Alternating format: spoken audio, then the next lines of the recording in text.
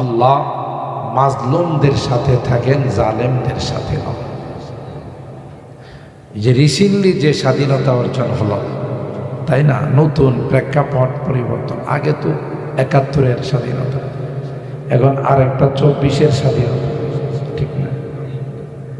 এটার মধ্যেও কিন্তু আল্লাহর রহমত আসে।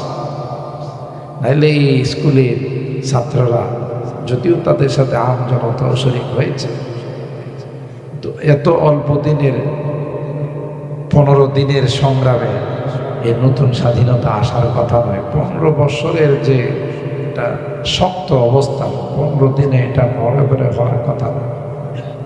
কার দয়া? এখানেও জুলুম, জালেম আর মাজলুমের বিষয় আছে, ঠিক বললাম? আল্লাহ রব্বুল আলামিন আমাদেরকে ওই স্বাধীনতা, ওই বিজয় তিনি বিশেষভাবে দয়া করে আমাদেরকে দান করেছেন। আর আল্লাহর পক্ষ থেকে কোনো নিয়ামত প্রাপ্ত হবে, এটার শুকরিয়া আদায় করতে হবে। কোরআনে কারীমে সূরা ইব্রাহিমে ৭ নম্বর আয়াতে আল্লাহ বলেন, লা ইন শাকারতুম লা আযীদান্নাকুম ওয়া লা ইন কাফারতুম ইন্না আযাবি লাশাদীদ। তোমরা যদি আমার নিয়ামতের শুকরিয়া আদায় করো, লা আযীদান্নাকুম, অবশ্যই অবশ্যই তোমাদেরকে নিয়ামত বাড়িয়ে দেব।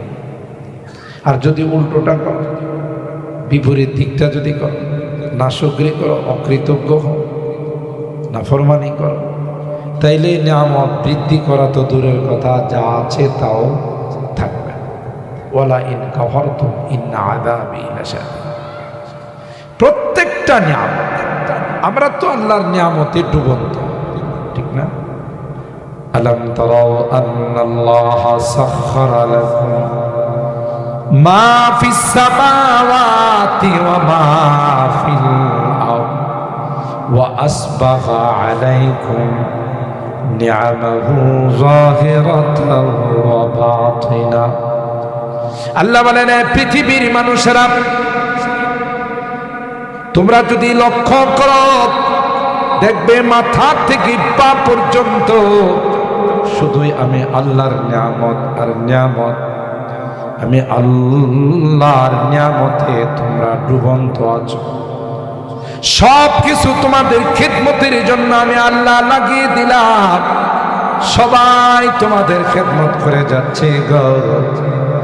আর আমি আল্লাহ তোমাদেরকে হুকুম দিলাম, তোমরা আমি আল্লাহর খিদমত করবে। সাখখারা লাকুম, সাখখারা মানে হলো ফ্রি সার্ভিস দাও। সাখখারা ইউসাখখিরু তাসখীর, তোমাদের ফ্রি সার্ভিস দিয়ে যাচ্ছে। সূর্য কোনোদিন আলো দেয়া, বিদ্যুৎ দেয়া আমার আপনার কাছে বিল চাইছে? কথা বল। সকালবেলা যে সূর্য উদিত হয়, সন্ধ্যা পর্যন্ত সার্ভিস দেয়, আলো দেয়। কোনোদিন কি সূর্যের বিদ্যুতের জন্য আমার আপনার বাড়িতে বিলের কাগজ আসছে? আমাদের যে পল্লবী, পিডিবি, আমাদের কি করে পল্লী বিদ্যুৎ, পিডিবি, ডেস্কো, আরও যত কোম্পানি থেকে আমাদের বিদ্যুৎ দিচ্ছে, মাস শেষ হলে বিদ্যুতের বিল আসে না? আসে। যদি কেউ বিদ্যুতের বিল ঠিক মতো আদায় না করে, লাইন থাকে না, কাটে, এইসব লাইন কেটে দিয়ে, কেন তুমি বিল পরিশোধ করো?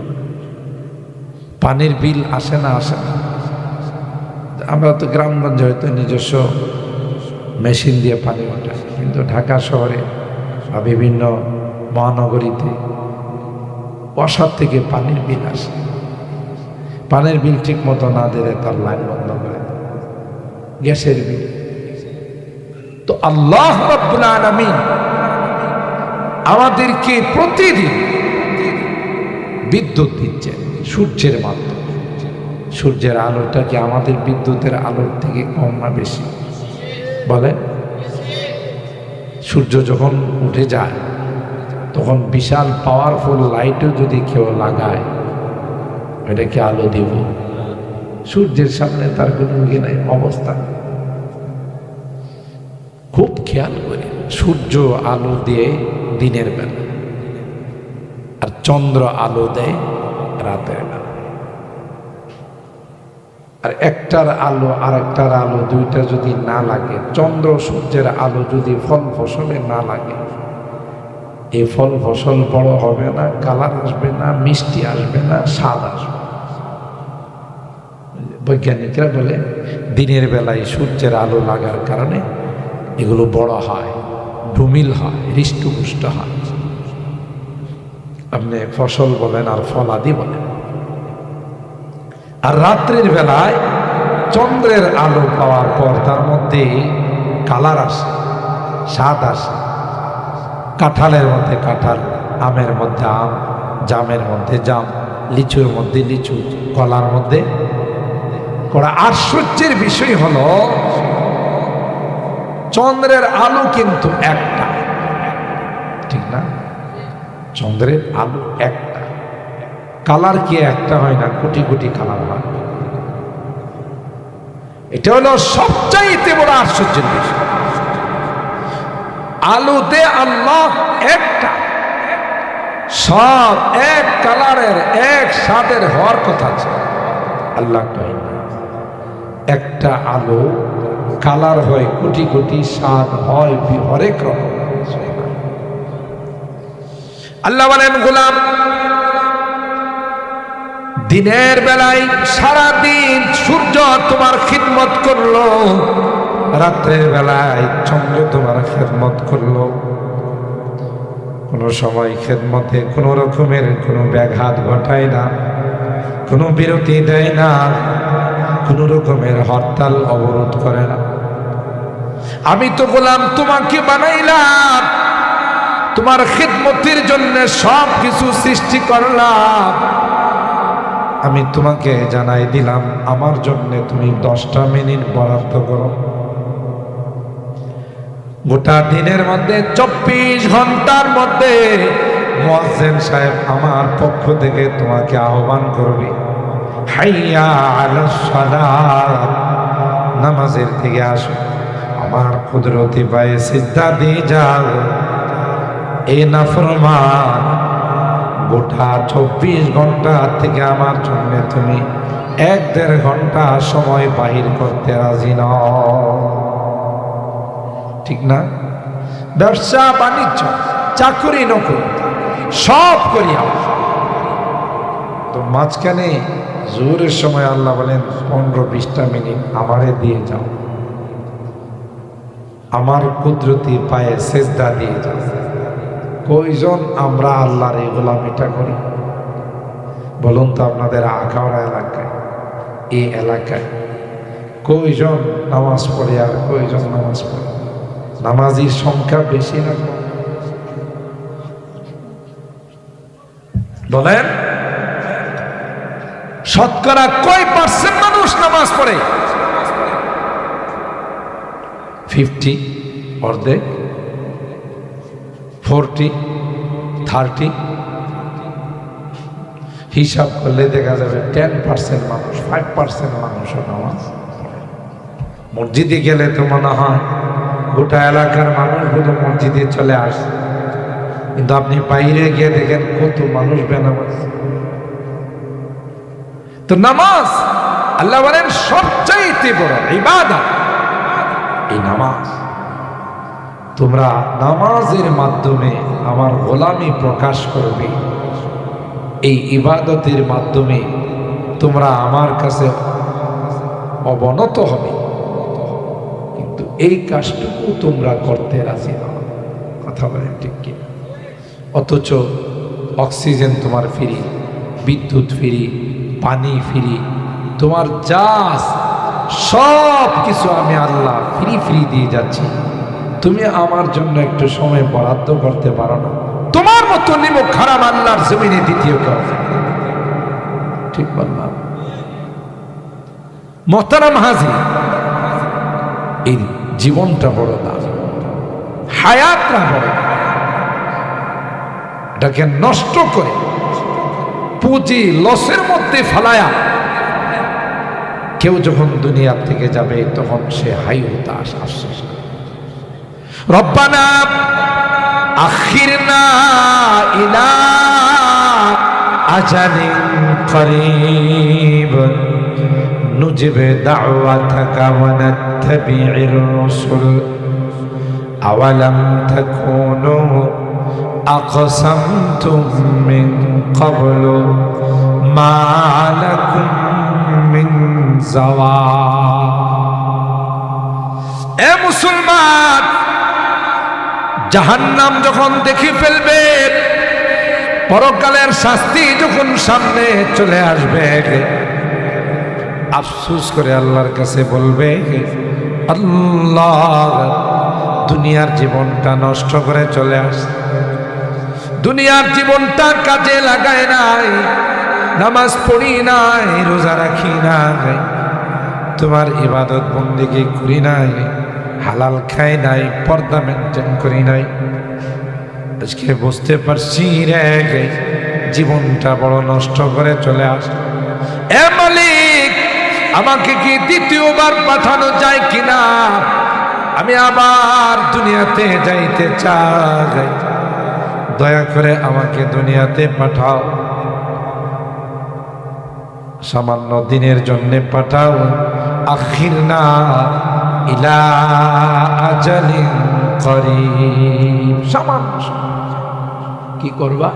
নুজিব দাওয়াতাকা ওয়া নাত্তাবি'র রাসূল, তোমার প্রত্যেকটা হুকুম আজ্ঞা আমি মেনে চলব, তোমার নবীর ইত্তিবা করব, সুন্নতকে অনুসরণ করব, আমি একজন নেককার দিনদার হয়ে আসব। কি বলেন? দ্বিতীয়বার কি আসার সুযোগ হবে? ও ভাই বলে, দ্বিতীয়বার এই পৃথিবীতে আসার কোনো সুযোগ? ये लुत्फ जिंदगी में बार बार आया नहीं करते, ये लुत्फ जिंदगी में बार बार आया नहीं करते, बार बार आया नहीं करते। দ্বিতীয়বার আসার আর কোন চান্স নাই। ওয়ান টাইম লা ইয়াযুকুনা ফিহা আল মাউতা ইল্লা আল মাউতাতাল উলা আও ওয়াকাহুম আযাবাল জাহিম।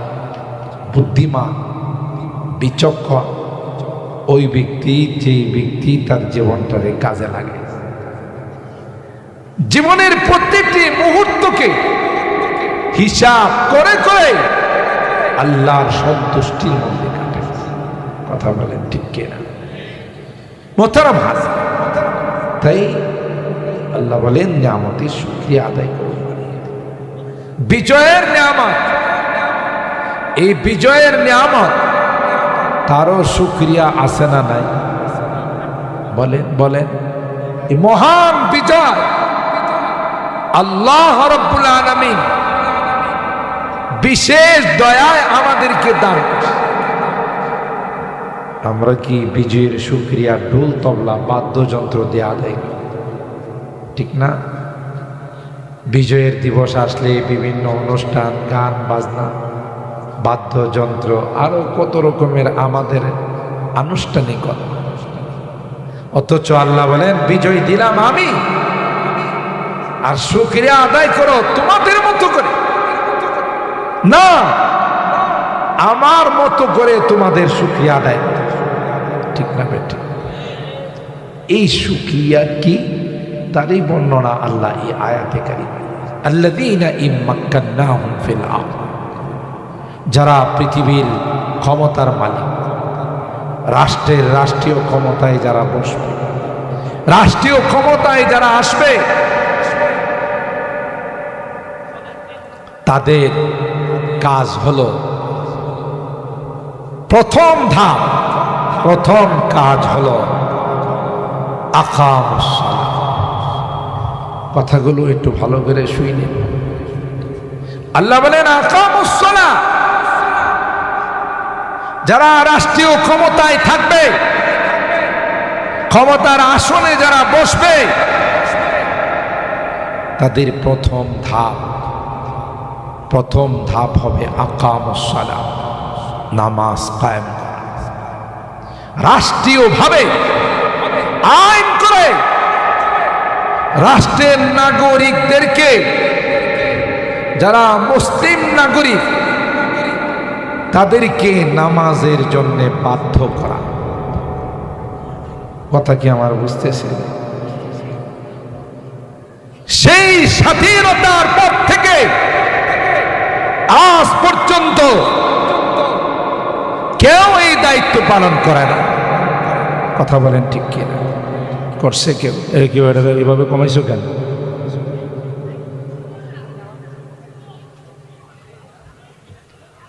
আল্লাহ আল্লাহ, জি জি জি,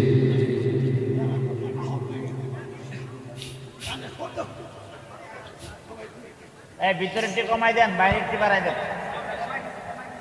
কমাইছে আল্লাহ আল্লাহ। আজ পর্যন্ত যারা এই রাষ্ট্রীয় ক্ষমতায় আসছে, আজ পর্যন্ত কেউ আল্লাহ প্রদত্ত এই বিধানগুলো কায়েম করে না বলে আজকে রন্ধ্রে রন্ধ্রে দুর্নীতি, বেহায়াপনা, অশ্লীলতা। কথা বলেন ঠিক কি? আল্লাহ বলেন আকামুস সালাত, নামাজ কায়েম করো।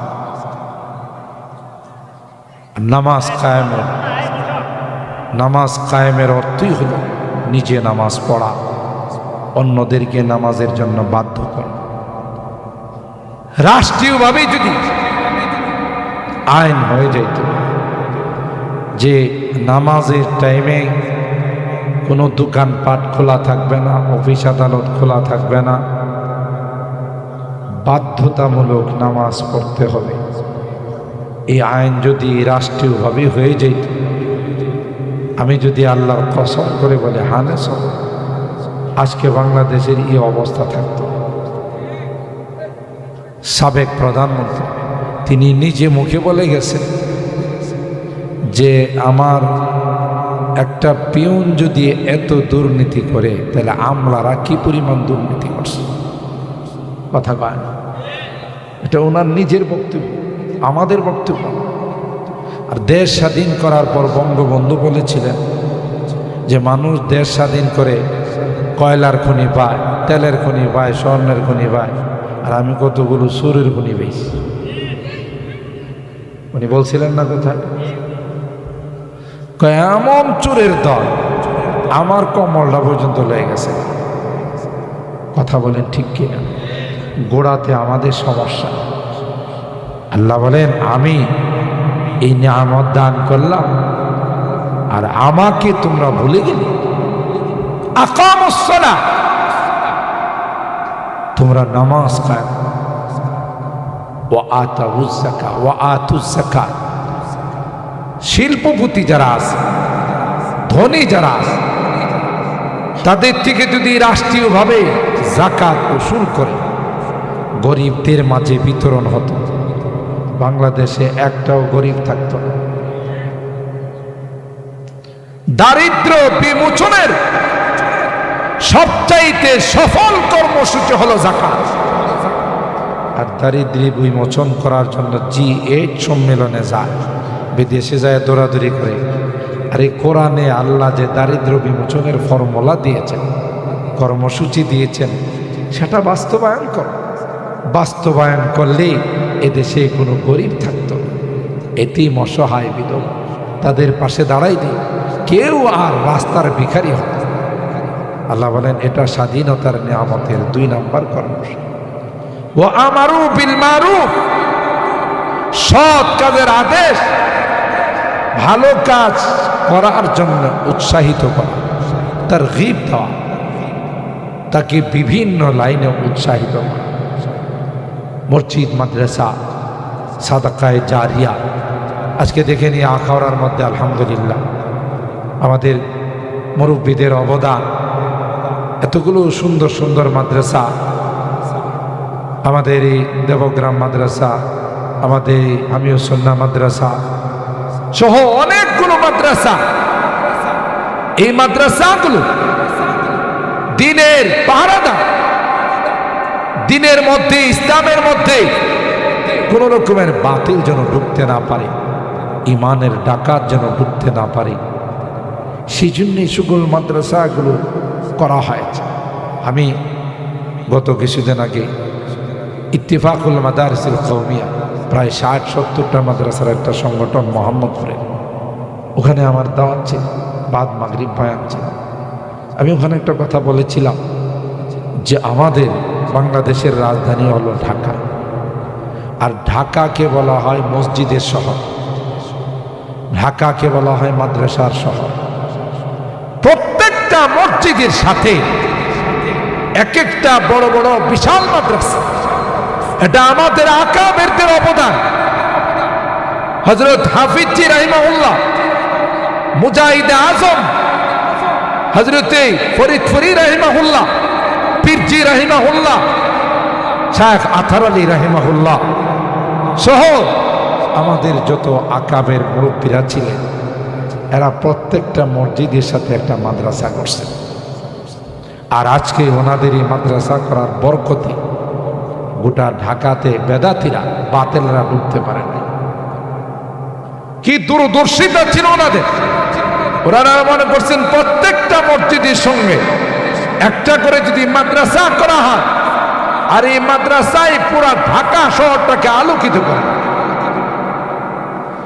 কোরআনের শিক্ষা যেখানে হবে, কোরআনের চর্চা যেখানে থাকবে, কোরআনের আলো যেখানে থাকবে, এখানে কোনোদিন অন্ধকার আসতে পারে না।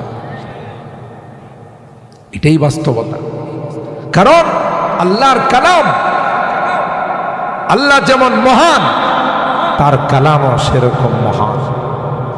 যেখানে এই কালামের চর্চা হবে, তালিম হবে, শিক্ষা দেওয়া হবে, এই কালামকে যারা মহব্বত করবে, এই দ্বীনকে যারা মহব্বত করবে, আল্লাহ তাদেরকে আসমান থেকে রহমতের বৃষ্টি তাদের উপরে নাযিল করবে।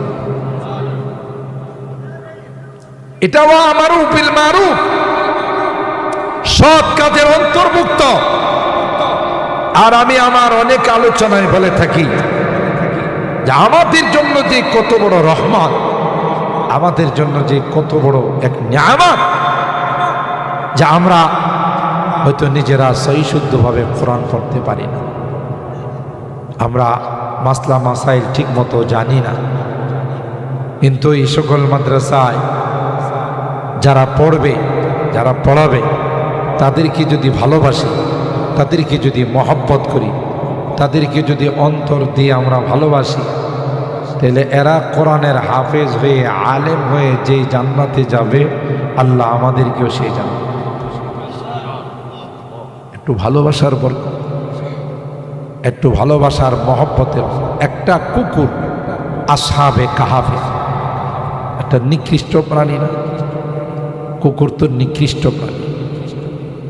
এই কুকুরটা আল্লাহওয়ালাদেরকে, ইমানদার যুবকদেরকে ভালোবাসার কারণে কোরআনে কারীমের মিডল পয়েন্টে আল্লাহ তার নাম উল্লেখ করছে। ঘটনা আপনারা জানেন, যখন যুবকরা ইমান রক্ষা করার জন্য গুহায় আশ্রয় নিবার চাই, গুহায় গিয়ে যখন আশ্রয় নিবে, ওই মুহূর্তে তাদের সঙ্গে একটা কুকুর রওনা। আমি শর্ট করে, শুধু কাটসাট করে বলে যাচ্ছি। তখন যুবকরা জিজ্ঞাসা করল কুকুরকে, আমরা তো যাচ্ছি ইমান রক্ষা করার জন্য, তুমি আমাদের সঙ্গে কি উদ্দেশ্যে যাইতেছ? তাফসীরের কিতাব খুলে দেখুন, আল্লাহ তাআলা ওই কুকুরের জবান খুলে দিয়েছে। একটু জোরে সুবহানাল্লাহ। আমার উহিব্বু আহবাবাল্লাহ, কুকুরটা ডাক দিয়া কয়, নিঃসন্দেহে তোমরা আল্লাহর ওলি, ঈমান রক্ষা করার জন্যে গুহার মধ্যে তোমরা আশ্রয় নেবা, সুতরাং তোমরা আল্লাহর ওলি, তার মধ্যে কোনো সন্দেহ নাই। তোমরা যখন গুহার মধ্যে শুয়ে বিশ্রাম করবে, তোমাদের পাহারাদারির জন্য আমি গুহার মাথায় বসে থাকি, তোমরা ঘুমাবে আর আমি ওখানে বসে বসে তোমাদের পাহারাদারি করব। কারণ তোমরা আল্লাহর ওলি, তার মধ্যে কোনো সন্দেহ নাই। তাই তোমরা ওখানে গিয়ে আরাম করবা, আর গেটম্যানের দায়িত্ব আমি পালন করব। ওয়াকালবুহুম বাসিতুন যিরাআইহি বিল ওয়াসিদ লাউ ইত্তালা'তা আলাইহিম লাওয়াল্লাইতা মিনহুম ফিরারা ওয়া লামুলিতা মিনহুম রুবা।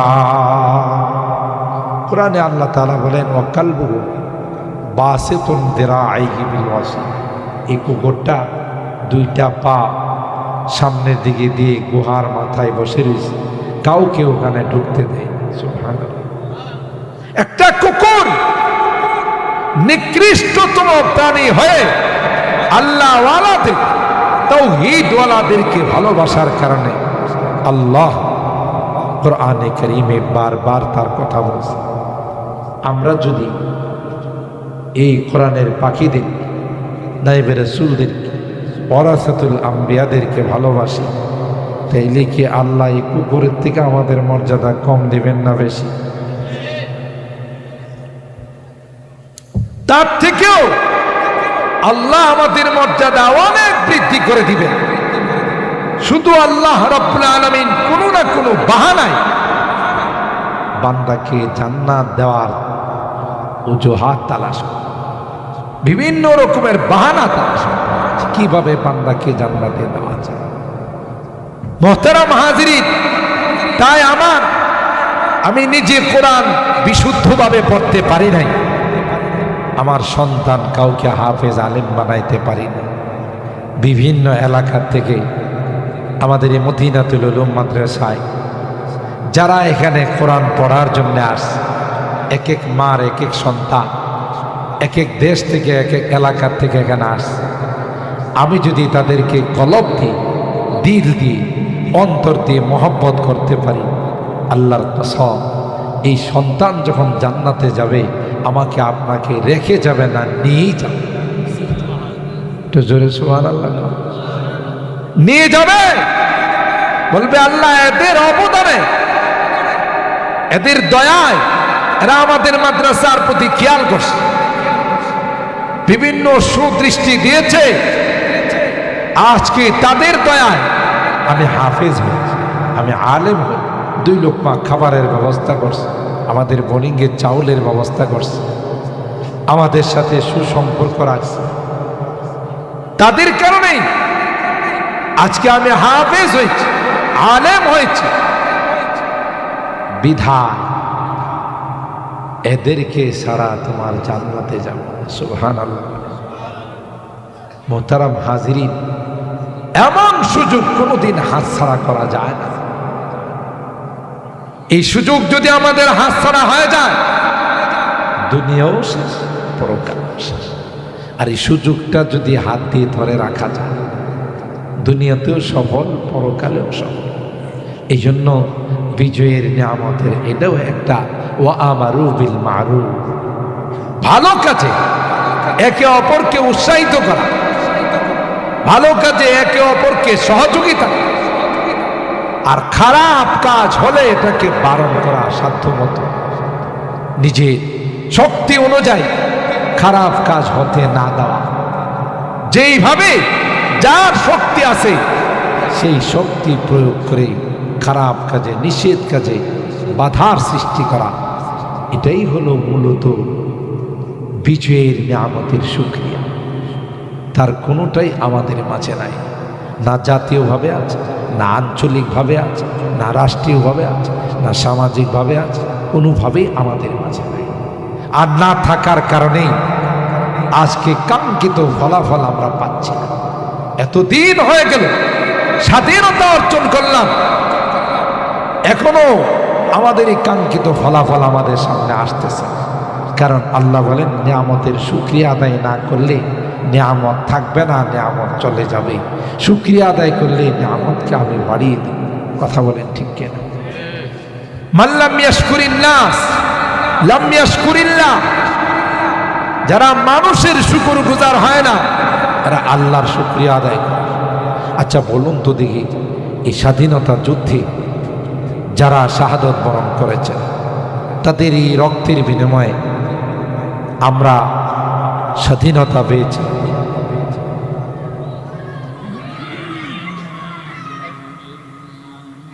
আল্লাহ, ভাই জিকির করি, লা ইলাহা ইল্লাল্লাহ।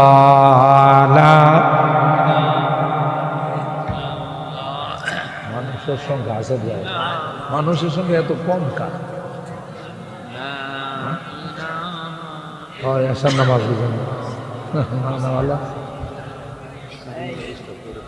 জেনারেটর কই?